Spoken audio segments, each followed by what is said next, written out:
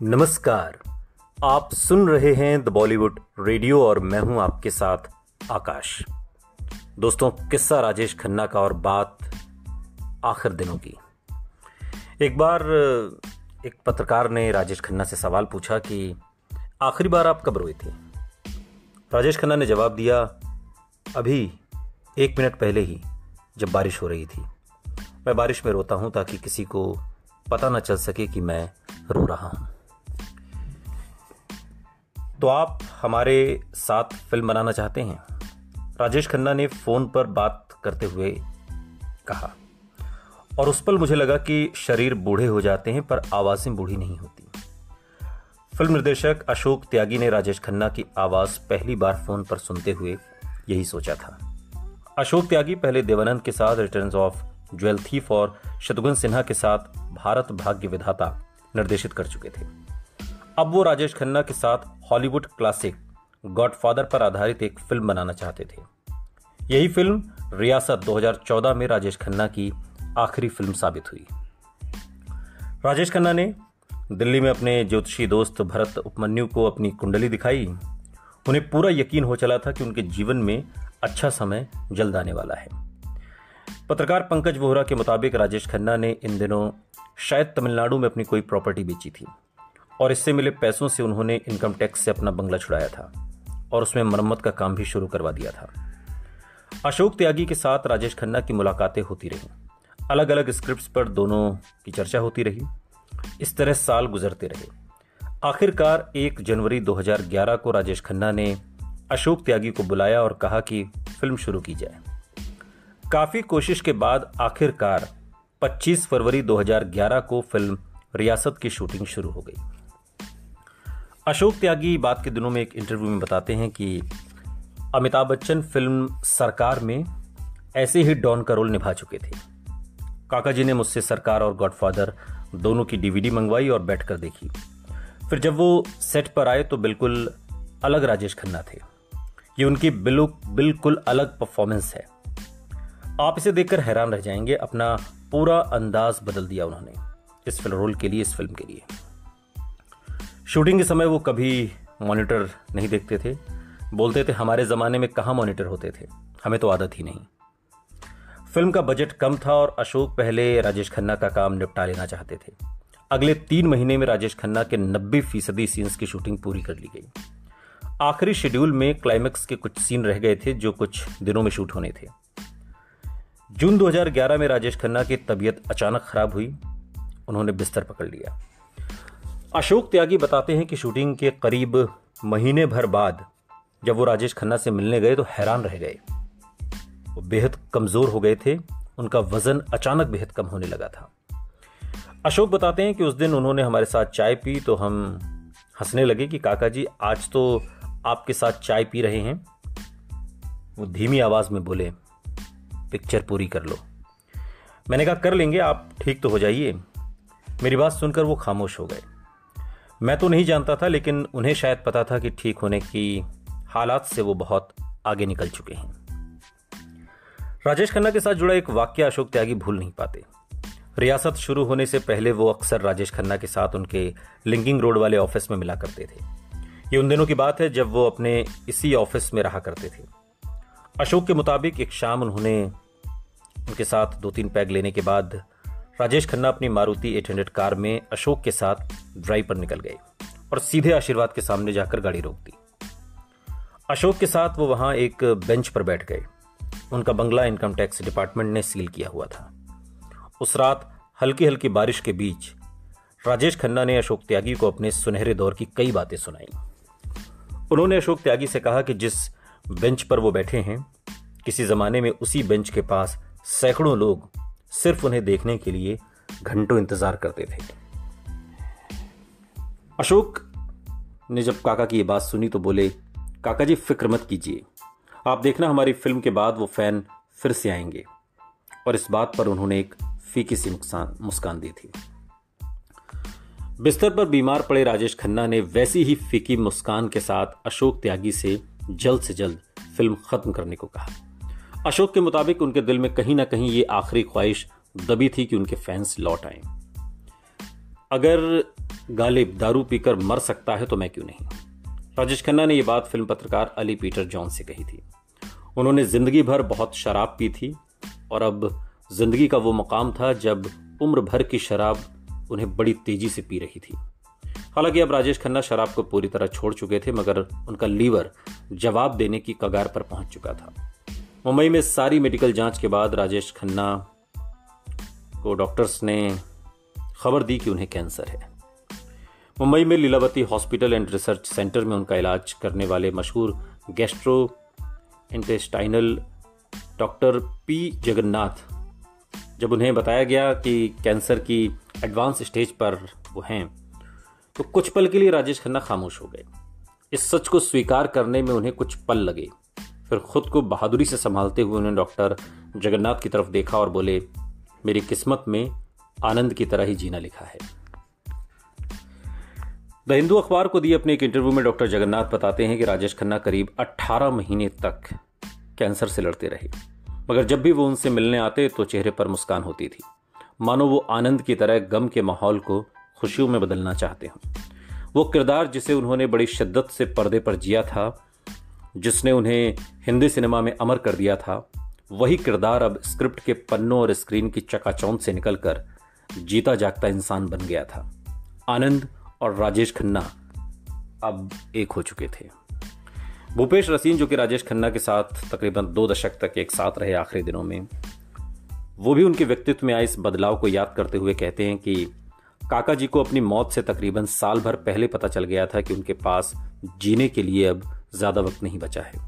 कहा जाए तो उस आखिर के 1 साल में वो बिल्कुल आनंद की तरह जिए। पल पल करीब आती मौत से कोई भी घबरा जाए, मगर मैंने कभी उन्हें रोते हुए नहीं देखा।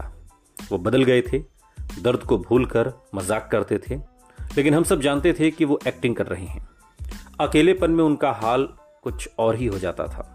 इन दिनों में वो बहुत कम लोगों से फोन पर बात करते थे और मैं उन चंद लोगों में से एक था जिनसे उनकी फोन पर नियमित बात होती थी। भरत उपमन्यु उन दिनों को याद करते हुए कहते हैं कि पहले काका जी को बहुत समय तक उम्मीद थी कि कुछ चमत्कार होगा, लेकिन फिर धीरे धीरे उन्हें अंदाजा हो गया कि समय आ गया है। आखिरी वक्त नजदीक आ रहा था और राजेश खन्ना को हर पल इसका इंतजार करना था। दिल्ली में राजेश खन्ना के दोस्त रहे नरेश जुनेजा ने अपने एक इंटरव्यू में बताया कि वो अक्सर मुस्कुराते हुए अपने डॉक्टर से पूछते थे, मेरा वीजा कब खत्म हो रहा है। राजेश खन्ना का परिवार भी उनकी बीमारी से हिल गया था। डिम्पल, उनकी 2 बेटियां और खासतौर पर अक्षय कुमार दामाद, हर कोई इस मुश्किल घड़ी में राजेश खन्ना के साथ खड़ा हो गया। परिवार को मिलाने का जो काम उनका अच्छा समय भी नहीं कर सका, वो बुरे वक्त ने कर दिखाया।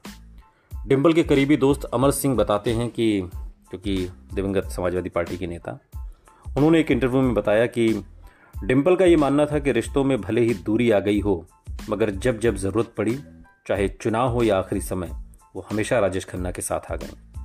उनका ये कहना था कि हमारे बच्चों के वो बाप हैं, बच्चों के पिता के रूप में हमेशा उनका मान रखा। राजेश खन्ना अब अपनी बेटियों के साथ ज्यादा से ज्यादा समय बिताना चाहते थे। कुछ महीने बाद दिसंबर में राजेश खन्ना अपना जन्मदिन मनाने के लिए परिवार के साथ गोवा जाने की तैयारी में भी थे। पूरा परिवार अपनी यादों के आईने में उनके साथ बिताए ज्यादा से ज्यादा खूबसूरत लम्हे समेट लेना चाहता था। वो लम्हे जो इस परिवार ने पिछले 20 साल में गंवाए थे। जन्मदिन से कुछ दिन पहले राजेश खन्ना ने दिल्ली में भूपेश रसीन को फोन किया। भूपेश को अभी तक वो पूरी बातचीत याद है। वो बताते हैं कि गोवा में अक्षय कुमार का घर है। काका जी मुझसे बोले कि यार भूपेश, बच्चे चाहते हैं कि मेरा बर्थडे गोवा में मनाया जाए, तुम भी गोवा पहुंच जाओ। मैंने कहा काका जी, आप तो जानते ही हैं कि मैं नया साल सिर्फ अपनी पत्नी और बच्चों के साथ मनाता हूं। तो फिर वो जिद करने लगे कि हर्ष को मैं अपने साथ बंबई ले आऊं और मैं अपनी पत्नी माधवी के साथ दिल्ली से गोवा पहुंच जाऊं। मैंने उन्हें टालना चाहा, बहुत सोचा कि उनके परिवार का मामला है, भला मैं इसमें क्या करूंगा। लेकिन काका जी बेहद जिद कर रहे थे। जब मैं बार बार टालता रहा तो अचानक उखड़ गए, बहुत नाराज होकर बोले, भूपेश तुम ऐसा कैसे कह सकते हो, तुम तो सब कुछ जानते हो, शायद ये मेरा आखिरी बर्थडे हो। ये कहते कहते उनकी आवाज भर्रा गई और उन्होंने फोन पटक दिया। करीब 2 घंटे बाद राजेश खन्ना का फोन आया। इस बार उन्होंने भूपेश से कहा कि वो गुस्से में कुछ ज़्यादा ही जज्बाती हो गए थे। इस बार भूपेश ने उनसे हंसकर कहा कि वो गोवा पहुंच रहे हैं। गोवा में पूरा परिवार, डिम्पल, अक्षय कुमार, ट्विंकल, रिंकी, आरव, सब के सब अक्षय के घर में ठहरे थे, लेकिन राजेश खन्ना और भूपेश रसीन ताज होटल में ठहरे। भूपेश बताते हैं कि राजेश खन्ना के साथ बिताए ये दिन बेहद अनमोल हैं। हम सबको पता था कि वो हमारे साथ ज़्यादा दिन तक नहीं रहेंगे। हम लोग साथ खेलते थे, मजाक करते थे, काका जी आरव के साथ खूब बातें करते थे। कहने को ये उनका बर्थडे का सेलिब्रेशन था, मगर सबको पता था कि ये आखिरी बर्थडे है। अक्सर उनसे बात करते करते हम सब की आंखें भी नम हो जाती थीं। भूपेश बताते हैं कि राजेश खन्ना भी सबके साथ हंसते मुस्कुराते और कोशिश करते कि जो समय मिला है उसे भरपूर जी लें, लेकिन हंसते हंसते वो अचानक खो जाते थे, जैसे धीरे धीरे करीब आ रही मौत की आहट सुन ली हो। राजेश खन्ना ने अब बिस्तर पकड़ लिया था। वो खुद नहीं चाहते थे कि उनकी बीमारी के बारे में परिवार के और बाकी करीबी लोगों को कुछ पता चले। उनकी इस इच्छा को आखिरी समय तक मान रखा गया। उनका पूरा शरीर हड्डियों का ढांचा भर रह गया था। वो दिन रात तकलीफ से जूझ रहे थे। इसी दौरान एक पार्टी में सलीम खान ने उन्हें देखा तो हैरान रह गए। वो कहते हैं कि मैं तो अपने फार्म हाउस पनवेल चला गया था, तो बम्बई में कम ही आना जाना होता था। बम्बई लौटा तो एक पार्टी में उनको देखा तो पहले तो पहचान ही नहीं पाया। उनकी हालत ऐसी हो गई थी कि वो राजेश खन्ना जैसे लग ही ना रहे हों। मुझे ऐसा लगा कि मुझे मिलना चाहिए। जो भी बीमारी थी वो किसी को बताते नहीं थे। साफ था कि वो धीरे धीरे डिटेरियोरेट हो रहे हैं और ज़्यादा वक्त रहेंगे नहीं, ये मुझे ऐसा लगा। हालांकि मैं कोई डॉक्टर तो नहीं हूं, लेकिन बस मुझे ऐसा लगा। मेरा दिल चाहा कि मुझे उनसे मिलना चाहिए, मुझे रिजॉल्व करना चाहिए। अगर इसके दिल में मुझे लेकर कोई प्रॉब्लम है, मुझे बहुत ही स्ट्रांगली फील हुआ। मैं रुक गया एक दिन के लिए, पनवेल नहीं गया। उनके यहाँ एक आदमी काम करता था, प्रशांत रॉय, वो अब मेरे यहाँ काम करता है। तो मैंने कहा कि जाकर उनसे बोलो कि मैं मिलना चाहता हूँ। उसने जाकर कहा कि सलीम साहब आपसे मिलना चाहते हैं। तो राजेश खन्ना ने कहा कि क्यों मिलना चाहते हैं। ऐसे हालात में भी उनकी सस्पिशियस नेचर गया नहीं था। खैर, मुलाकात नहीं हो पाई। शायद वो मुझसे मिलना नहीं चाहते थे। सलीम खान ने बाद के दिनों में एक इंटरव्यू में इस बात का जिक्र किया। अभिनेता प्रेम चोपड़ा, जिन्होंने राजेश खन्ना के साथ 20 से ज़्यादा फिल्मों में काम किया था, कि भी राजेश खन्ना से इसी दौरान मुलाकात हुई। प्रेम ने एक इंटरव्यू में बताया कि वो एक पार्टी में राजेश खन्ना से मिले और पुराने दोस्त होने के नाते उन्हें गले से लगाया, लेकिन उनका रिस्पॉन्स बेहद ठंडा था और मुझे बहुत बुरा लगा। इसलिए नहीं कि उन्होंने मुझे इग्नोर किया, बल्कि इस बात का दुख हुआ कि वो खुद से कितने दुखी हैं। राजेश खन्ना ने अपने आप को दुनिया से दूर कर लिया था, मगर इन्हीं दिनों मशहूर एडवर्टाइजिंग एजेंसी लोव लिंटास की तरफ से उन्हें एक ऑफर आया। यह हेवेल्स पंखों के एक विज्ञापन का कॉन्सेप्ट था जो काफ़ी दिलचस्प था। राजेश खन्ना ने आज तक कभी किसी एड फिल्म में काम नहीं किया था, और ख़ासतौर पर ऐसी हालत में जब वो इतने कमज़ोर थे और किसी से मिलना नहीं चाहते थे। उनके एक विज्ञापन में काम करने की उम्मीद ना के बराबर थी। इसके निर्देशक और की जिम्मेदारी मशहूर एड फिल्म मेकर और फिल्म पाक के निर्देशक आर बाल्की को दी गई। बाल्की का मानना था कि राजेश खन्ना के अलावा इस कॉन्सेप्ट पर कोई भी दूसरा फिल्म स्टार फिट नहीं बैठ सकता। परिवार के लोगों और भूपेश रसीन के काफ़ी समझाने के बाद किसी तरह राजेश खन्ना तैयार हो गए। तैयारियां शुरू हुई। राजेश खन्ना के साथ एड फिल्म की स्टोरी बोर्ड पर चर्चा की गई। ये फिल्म एक ऐसे शख्स के बारे में थी जिसका एक दौर में पूरा जमाना दीवाना था, और अंत में उन सुनहरे दिनों को याद करते हुए वो स्टार कहता है कि मेरे फैन मुझे कभी नहीं छोड़ सकते। फैन शब्द पर जोर दिया जाना था क्योंकि विज्ञापन हेवेल्स फैन का था। शूटिंग के लिए एक बड़े स्टेडियम की जरूरत थी और प्रोडक्शन टीम को यह स्टेडियम बेंगलोर में मिला। परेशानी ये थी कि इस हालत में राजेश खन्ना बेंगलोर का सफर कैसे तय करेंगे। हैरत की बात यह थी कि बेहद खराब स्वास्थ्य और डॉक्टरों की आराम की सलाह की परवाह न करते हुए राजेश खन्ना शूटिंग के लिए बेंगलोर जाने को तैयार हो गए। आखिर राजेश खन्ना इतनी बुरी सेहत के बाद भी पंखों के इस विज्ञापन की शूटिंग को क्यों करना चाहते थे? जब शूटिंग की डेट पूछने के लिए राजेश खन्ना को फोन किया गया तो राजेश खन्ना की हालत और खराब हो चुकी थी। लेकिन उससे भी बड़ी परेशानी यह थी कि उनके पैर में हेयर लाइन फ्रैक्चर हो गया था। पैर में बहुत सूजन थी तो वो जूते तक नहीं पहन सकते थे। खड़ा होना भी उनके लिए बेहद तकलीफदेह था। भूपेश रसीन बताते हैं कि मैंने काका जी से कहा कि क्या आप कर पाओगे। काका जी बोले कि कमिटमेंट किया है तो मैं करूंगा, तुम उनको 2 दिन बाद की डेट दे दो। मैंने कहा कि काका जी ये नामुमकिन है, आप तो खड़े तक नहीं हो सकते। वो बोले भूपेश मेरा फ्रैक्चर घर में तो ठीक नहीं होगा, मुझे नानावटी हॉस्पिटल लेकर चलो। और वहाँ ले जाकर हमने उन्हें एडमिट करा दिया। 2 दिन तक उन्होंने पैर को ऊपर बांधे रखा ताकि सूजन कम हो जाए। वो पेन किलर्स लेते रहे, 2 दिन तक पूरा आराम किया। 2 दिन बाद नानावटी हॉस्पिटल से घर नहीं गए, सीधे बेंगलोर गए। वहाँ के स्टेडियम में शूटिंग थी। आखिर इस एड फिल्म की शूटिंग में ऐसा क्या था जो तकलीफदेह होने के बावजूद राजेश खन्ना को बेंगलोर तक खींच लाई। भूपेश रसीन लगातार उनके साथ थे। शूटिंग के लिए राजेश खन्ना स्टार की तरह ही अपने साथ एक हेयर स्टाइलिस्ट और एक हेल्पर बॉय को भी ले गए। भूपेश बताते हैं कि उसी रात आर बाल्की भी आ गए और डिनर के बाद उन्होंने बैठकर पूरी स्क्रिप्ट पर चर्चा की। भूपेश बताते हैं कि वहीं यह भी तय किया गया कि राजेश खन्ना की गर्दन हिलाने वाली अदा के साथ उनका गाना ये शाम मस्तानी को कोरस में एक एंथेम की तरह इस्तेमाल किया जाएगा। राजेश खन्ना को यह आइडिया बेहद पसंद आया। एक तरह से ये एड फिल्म राजेश खन्ना के बेमिसाल सुपरस्टारडम को सलाम थी। कुछ सेकंड्स की इस एड फिल्म में उनके पुराने जादू को जिंदा करने की कोशिश की गई थी।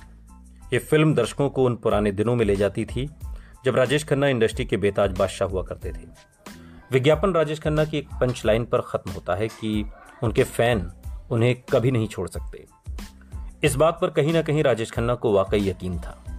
राजेश खन्ना ने इस विज्ञापन फिल्म में छुपे ह्यूमर को भी बड़ी जिंदा दिली से कबूल किया था।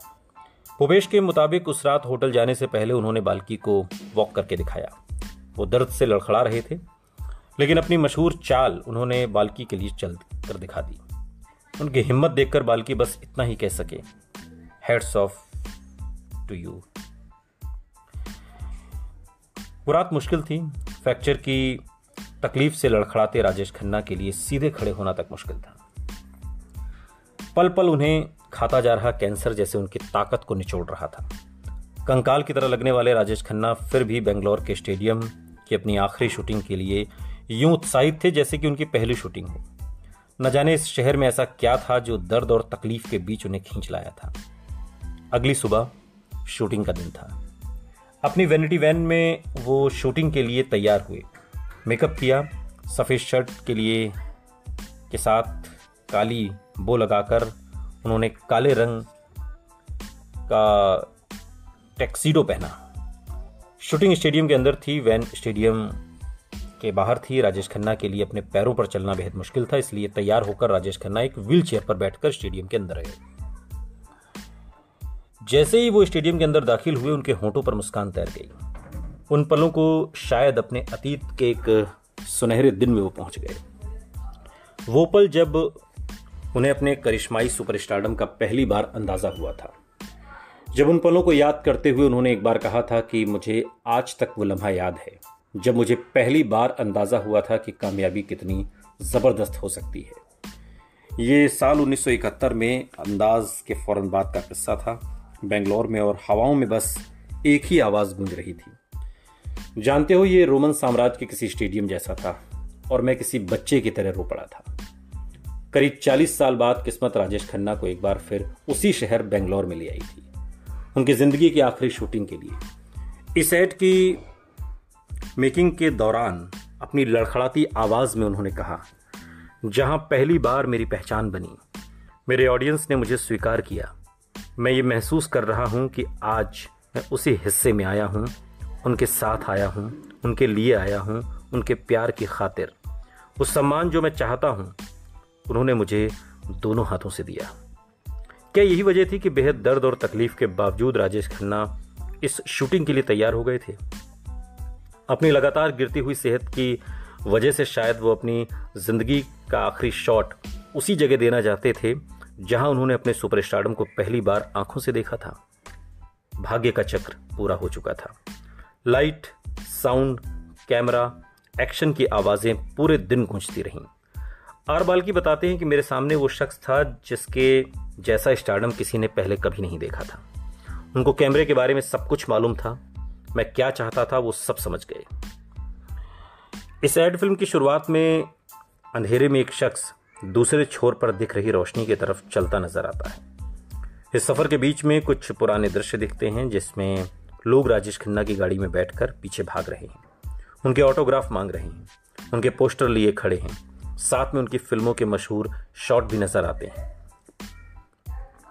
बैकग्राउंड में दीवाने फैंस की गूंजती पुकार के साथ आज के राजेश खन्ना स्टेडियम में एंट्री करते हैं। अपने फैंस की चाहत और दीवानगी देखकर उनके चेहरे पर संतुष्टि के भाव हैं। पूरा स्टेडियम उनके फैंस से भरा हुआ है। लेकिन विज्ञापन का ट्विस्ट दरअसल यही था कि इस आखिरी शॉट में स्टेडियम की कुर्सियों पर राजेश खन्ना के असली फैंस नहीं बल्कि हैवेल्स के पंखे रखे हुए हैं। इस विज्ञापन में अपनी लाइन बोलते हुए राजेश खन्ना के कमजोर चेहरे पर दर्द नजर नहीं आता। फैंस क्या होते हैं मुझसे पूछो, प्यार का वो तूफान, मोहब्बत की वो आंधी, वो जज्बात, वो जुनून, हवा बदल सकती है लेकिन फैंस ये सब मेरे रहेंगे। बाबू मोशाय मेरे फैंस मुझसे कोई नहीं छीन सकता। राजेश खन्ना पूरा दिन दर्द भूलकर टेक पर टेक देते रहे। शाम के करीब 7 बजे निर्देशक आर बाल्की की आवाज गूंजी, पैकअप। पूरी यूनिट ने खड़े होकर राजेश खन्ना के लिए तालियां बजाईं। राजेश खन्ना ने अपने अंदाज में हाथ हिलाकर सबको शुक्रिया कहा। बाल्की बताते हैं कि उन्हें जैसे कैमरे से प्यार था। जैसे ही कैमरा ऑन होता था वो बिल्कुल अलग शख्सियत बन जाते थे। वो बेहद समझदार थे और जानते थे कि वो क्या कर रहे हैं। उस विज्ञापन के जो हिस्से इस्तेमाल नहीं हो सके उनमें से एक था उनका गाना अच्छा तो हम चलते हैं, जिस पर काका ने अपनी अदाएं दिखाई थीं, जैसे कैमरे पर अपना आखिरी गुड बाय कह रहे हूं। यूनिट के सदस्यों की तालियों के बीच धीरे धीरे चलते हुए राजेश खन्ना वापस अपनी व्हील चेयर पर आकर बैठ गए और फिर अचानक से गर्दन घुमाकर उन्होंने स्टेडियम की तरफ देखा। उनकी आंखें जैसे किसी गुजर चुके दौर में खो गईं। उनकी आखिरी शूटिंग का पैकअप हो चुका था। सुनते रहिए द बॉलीवुड रेडियो, सुनता है सारा इंडिया।